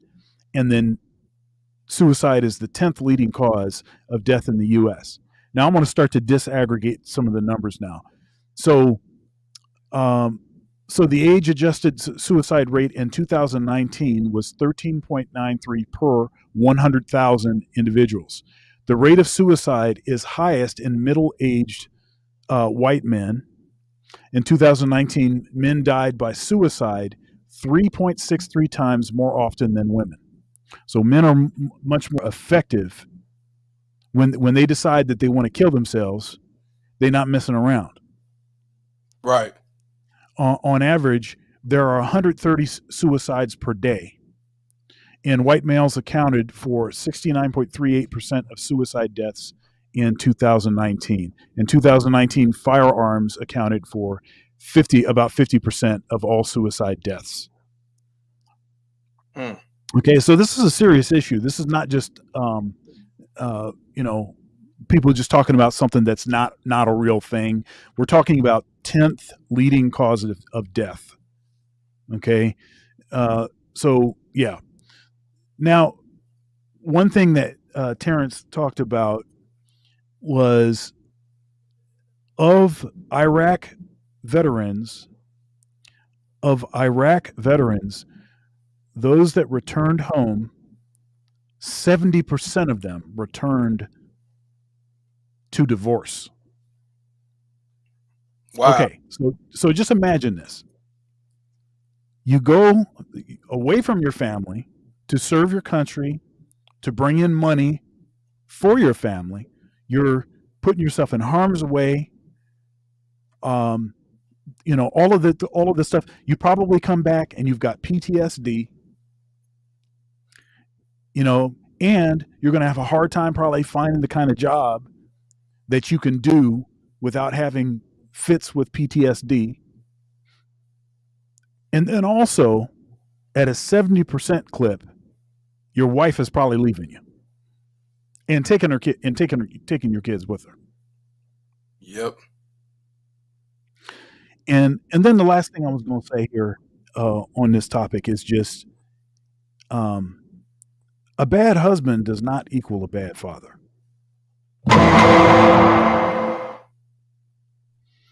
You could be a terrible husband, but that doesn't mean that you should be separated from your kids. That's why you get divorced. If the relationship ain't working, he cheated, she cheated, divorce. They ain't got nothing to do with parents. I've been saying this from day one, but they use them as pawns, weapons, and shields, and everything else. Yeah. So anyhow, and then in all of these factors, these are contributing factors to this suicide epidemic, amongst men. And admittedly, more white men are choosing this route than black men, but it's still way too high for us too. Yes. Yes, 100%. And I talked about the suicide rates amongst men before, and I told people when it comes to alienation and child support, white men are number one, and then it's Indian in the nation. So I tell people, because even though we're not white, we're not Indian, we need to notice that it's real amongst men as a whole. You know what I'm saying? Anything the white men go through, we go through it way more. We lower the total pole, so we get it worse than them. But they been going through child support since child support was created, because it was for them to help the married white woman. People didn't know this. That's what I'm saying. And then we start getting more into child support based off this welfare system, government daddy. And, now they don't care who run the child support. They don't care. The color is green. They don't care about you being married, not married. So she can live with you in the same household. You're not married. She go to court and say, hey, I want child support. And I know guys who was on child support and they had nothing to do with welfare, living in the same house. And I'm like, you stayed? You stayed? Yeah, sucker. I'm not staying unless she giving you that check back. I'm not going, but they don't keep their veins cold. Yeah, that's right. You got to keep your veins cold. That's right. Keep your veins cold, man. Even in life, you got to keep your veins cold. I want to give a shout out to Sir Tice for the $5 cash app. He says, salute Mr. Palmer and Dr. Thunder. Appreciate you, my brother. Appreciate you, my brother. You, but yeah, man. But see, let me ask you this. Now you said all these things. Now we're gonna go back to what everybody was saying earlier. I got to. Okay, like you said, you believe in getting married. To me, it's a choice. I ain't gonna say you should. But you said all these things about the male suicide rate based off alienation and a divorce. You said something about, you also spoke on you go to the church, they won't support you, men, if you going through BS with the spouse and she want to put you on central fair. They do that, they wave their finger, say, man up, do what you gotta do, the child support and so on. Don't you think the stuff that you just said give them the mindset to say, why should I take the chance? Yeah, I could see that, and I think the most important, right. I think the most important thing here is you want to know what it is that you're committing to. You want to know what what the risks are when you're making whatever the decision is. For me, given being able to make better choices as far as mate selection, which I think is the primary issue, when ruling that out, women that are oriented the right way, a woman that is fit, feminine, submissive, cooperative, that woman is not likely to take the same recourse as a typical modern woman, if you understand. I understand loud and clear. Unfortunately, it's hard to find someone that's submissive, and that's true. I think that I take that. In this day and age, it's very hard. Very hard. It's true. You're right. And honestly, I feel like I found a unicorn. Yeah.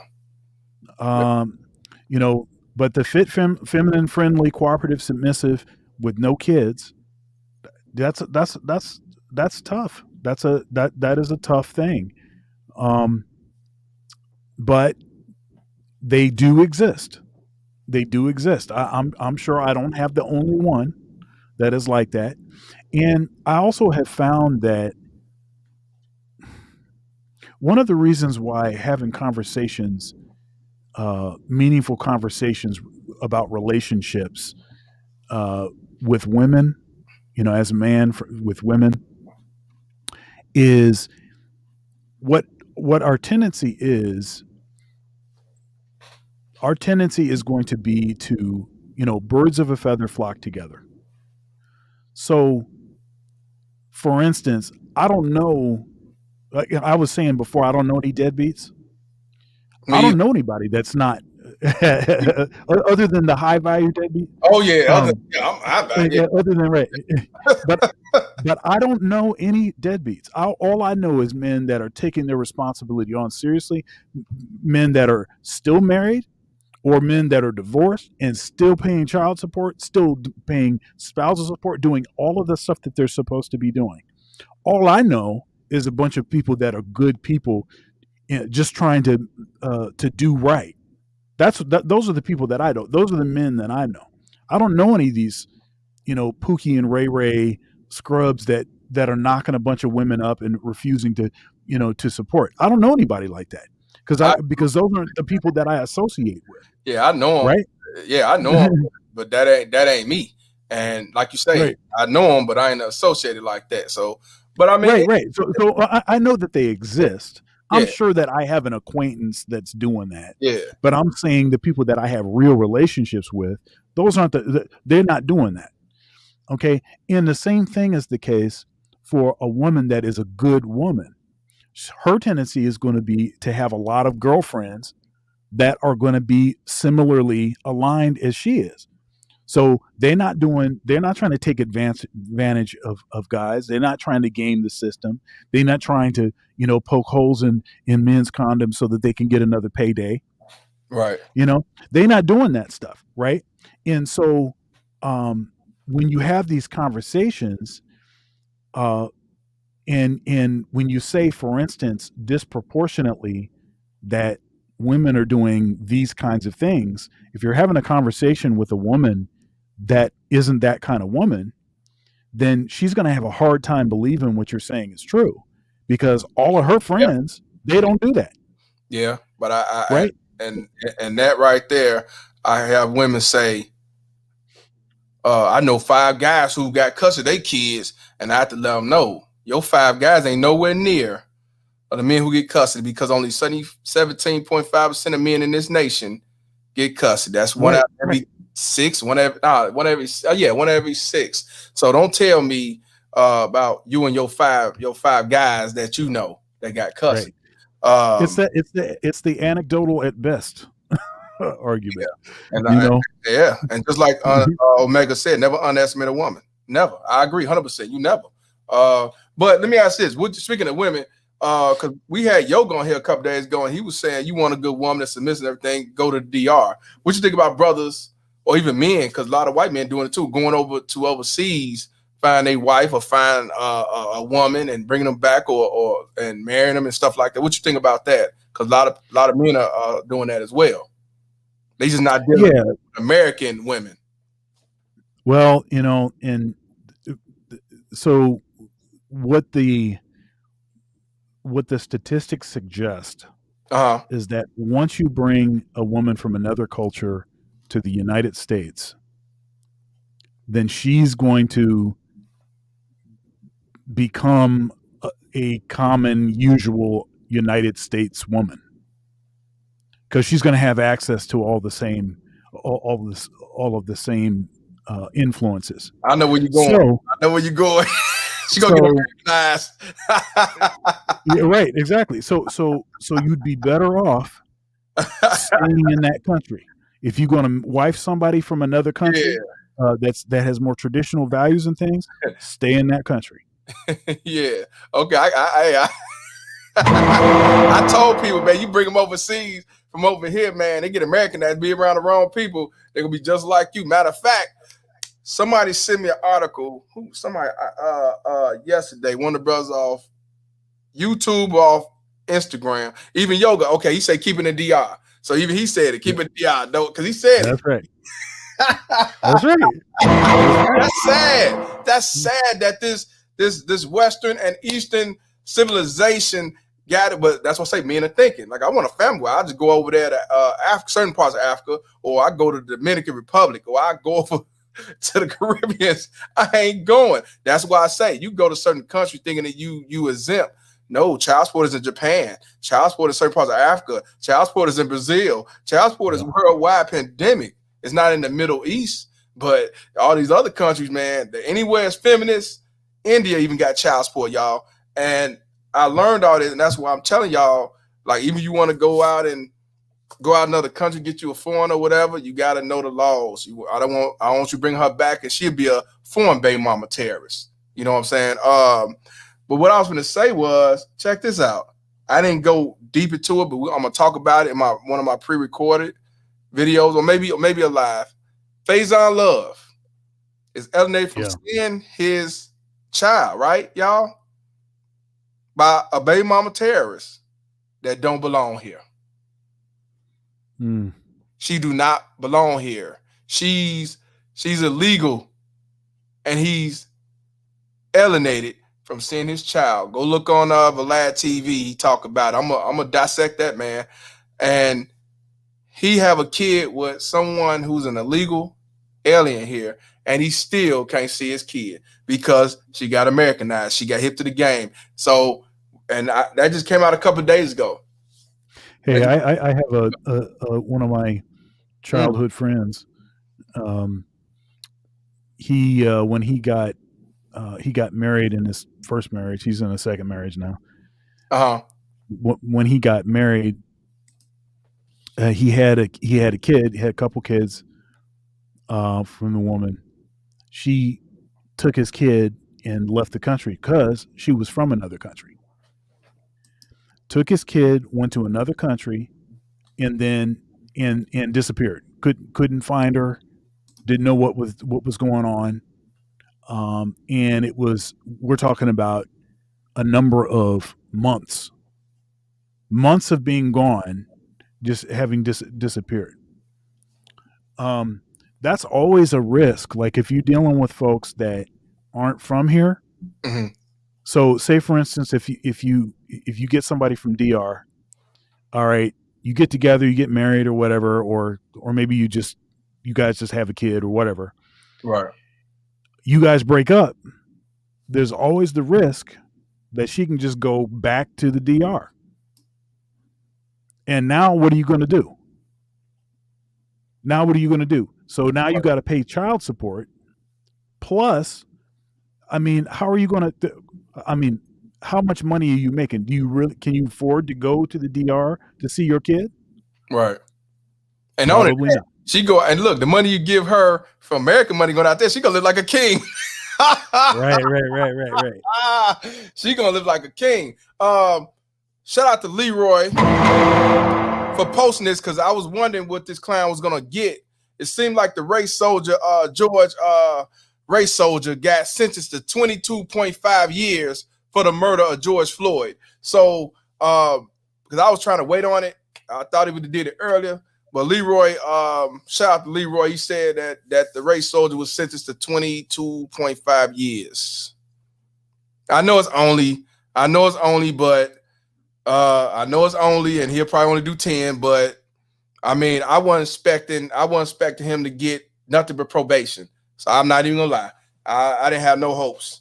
You know what I mean? This justice is not served, in my opinion. But like I say, I didn't think he was gonna get this. I thought he was gonna get probation. They was trying to get probation. What's your take on this, bro? I know I just thought, I'm like, let me put this up here for people who was keeping up with the case and wonder what was going on. I think that I'm not surprised that he got some serious time. No, I'm not. And the reason I'm not surprised is that I think if he didn't get serious time, or if he got off, I think that people knew, the powers that be knew that would create another wave of crazy rioting and protesting, and they didn't want that. So whatever they could actually prove or not, it wasn't going to matter. They were at least going to get him in there for some significant time. And y'all, this is why I tell y'all again, even though I talk about child support, baby mama terrorism, and when I say change the laws in your mind, change the laws in your mind, because this dude was on video with the knee on his man's neck. People say he was on drugs. People say he was doing video. I don't care about that. The fact of the matter, it was on video. He had his knee on his man's neck for all the minutes, and this is all he get. I just want y'all to say, I just want y'all to know, when y'all deal with these police, you got to act accordingly, man. You don't trust none of these soldiers, these race soldiers. They all blue. And he was on video. He knew what he was doing. He had the face and everything. People went against him, the EMT and everybody. Everybody went and said he was wrong, the medical exam and everything. And he only got 22.5 years. And like you say, he'll be out in 10 years. It was premeditated to me. But they're going to say it wasn't because he just pulled up on him and blah, blah, blah. It was premeditated in my book. We know what it is. I mean, even if it wasn't premeditated, it's obviously wrong. Right. Yeah, it's obviously wrong what transpired. That's what I'm saying. And to only get 22.5 years just shows that these police officers has automatic immunity. And but let me say about this though. Yes, I think what you're saying is true. But by giving him 22.5 years, in a matter of speaking, that's kind of a sweet spot, so to speak, where you can still sort of appear to be sort of level-handed and trying to be objective. He got more than the average cop. Right. But then you can also, so you can kind of sit on both sides of the fence at the same time with that sort of ruling. But yeah, I just get tired of I've grown tired of all of this stuff. That's what sort of threw all of this stuff into overdrive with the protesting and the Black Lives Matter and all of that stuff. That's what threw all of that stuff into overdrive. But notice that the interest of black man was the one that died. Exactly. Right. But with respect to the interest of black men, we still get leapfrogged, and they still ain't trying to address us. And they still ain't trying to do nothing to fix a lot of these issues. And that's why I say F Black Lives Matter, because Black Lives Matter had a different agenda. It was on their website and everything else. And people didn't want to believe me. Now you see Tamir Rice, mom, and everybody else, Mike Brown, dad, and everybody come out the woodworks, calling out all of them. So I don't want to hear none they talking about. But I ain't gonna keep that going. I just wanted to put it out there. But yeah, brother. Yeah, I see Ike in the chat. Ike Ogiamian. Oh, What's happening, hey, bro? man, you know what? Shout out to this brother right here. He was on the lead attorneys platform, and I saw someone, man. I hope please inbox me so I can have you on the show, brother. That was a good dialogue.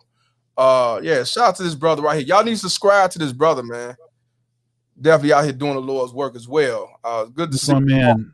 Yeah. Yeah, Ike and I have a show called Getting Ish Done. It's Okay. every Tuesday at 9:30 p.m. Eastern Standard Time, 6:30 p.m.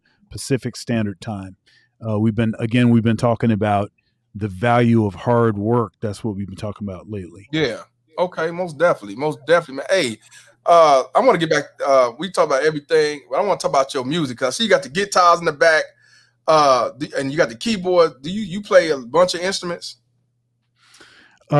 Yes. I mean, my primary training was in saxophone, flute, and clarinet. Those are what I consider to be the first. Those are the first instruments that I spent the most time with, and then bass, keyboard, and guitar. And I mean, I gig on all of those instruments, and yeah. I mean, I started on saxophone when I was 6. I'm 46 now, so I've been playing for 40 years. So, who taught you? Did you teach yourself about the music, or your dad, or your mom? My dad.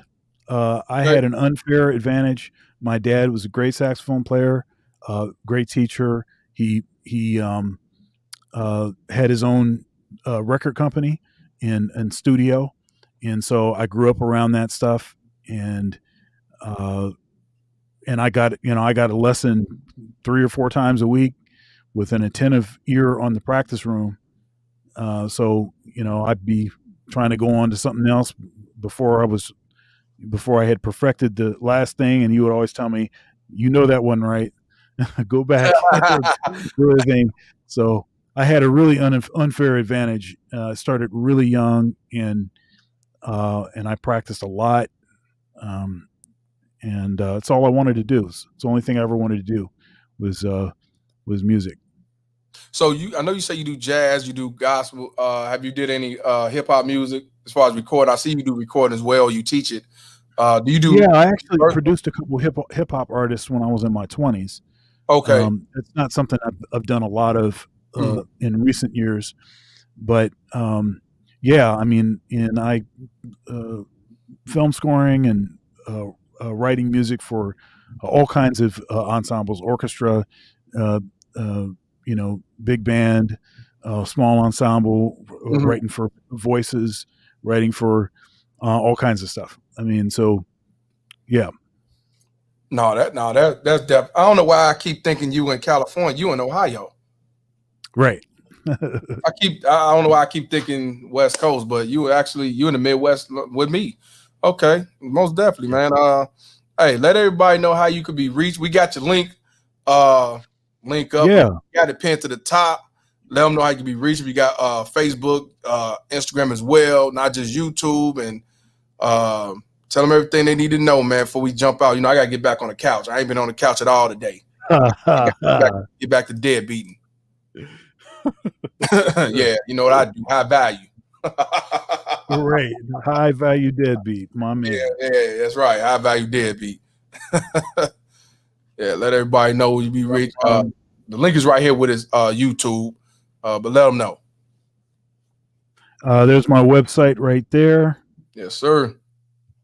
drthundermusic.com, and you can find me also on social media, Dr. Thunder Music on Instagram, on Twitter, Twitch, on TikTok. You got a TikTok too? I do. I got to follow. I didn't know.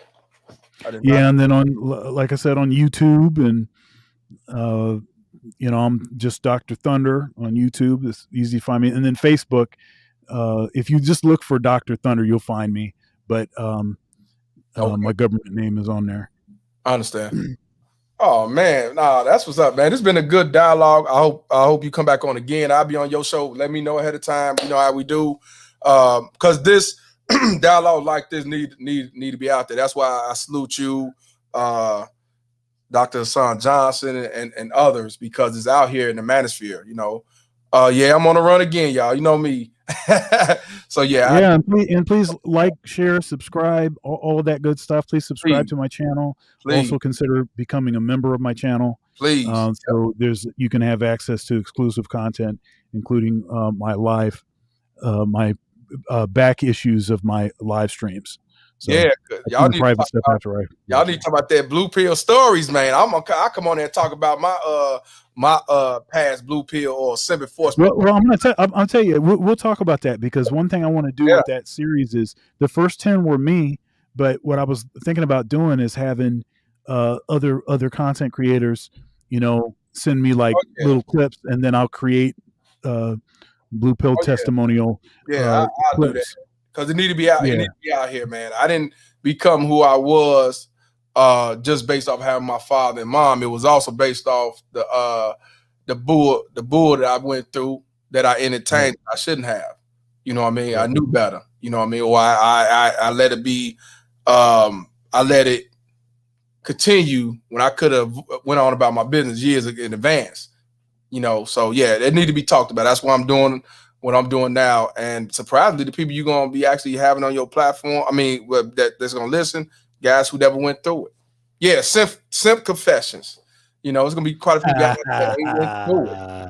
Hey, you know what? Or make that. I'm making me simp confession. That's what's up. Yes. Or like Solomon Jones, Solo TV 84 with the simp tales. Right. Yeah. Simp confessions.